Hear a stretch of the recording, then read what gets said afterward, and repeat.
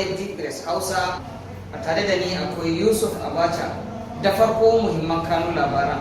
Gwamnatin Najeriya ta karyata jita-jita da ake yadawa kan cewa za a maida wani sassan wannan ƙasa zuwa ga mallakan ƙasar Germany ko kuma a kirkiro wata ƙasa ta gefen yankin Adamawa da kuma Borno da Taraba.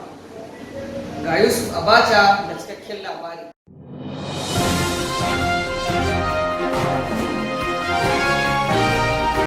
Fadar shugaban kasa Muhammadu Buhari sun karya sa wannan hoto da ake wallafawa a shafukan sada zumunta da muhawara wato Facebook na cewa majalisar ɗinkin duniya za ta kwace wa Najeriya wasu kananan hukumomi, misali kwa ta jihar Borno, Bama ta jihar Borno, Gwazama a jihar Borno da Kalabarge ita ma a jihar Borno, sai kuma Mobi South a jihar Adamawa da kuma Mobi North a jihar Adamawa.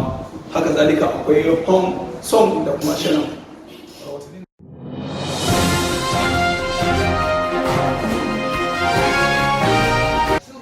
Majalisar malamai na kungiyar Izala reshen jihar Adamawa ya nuna ɓacin ransa da kuma kira zuwa ga a daina cin mutuncin malamai da kuma yada jita-jita a shafin sada zumunta na Facebook.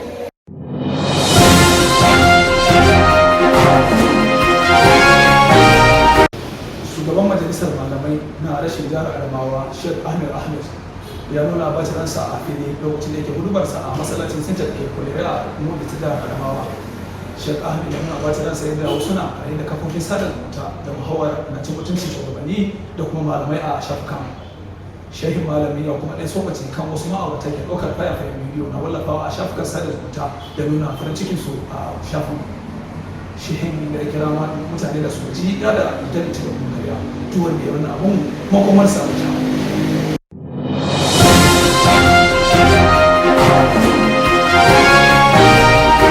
Madalla, a kullum ku kasance da HD Press Hausa domin samun labarai da dumi-duminsu.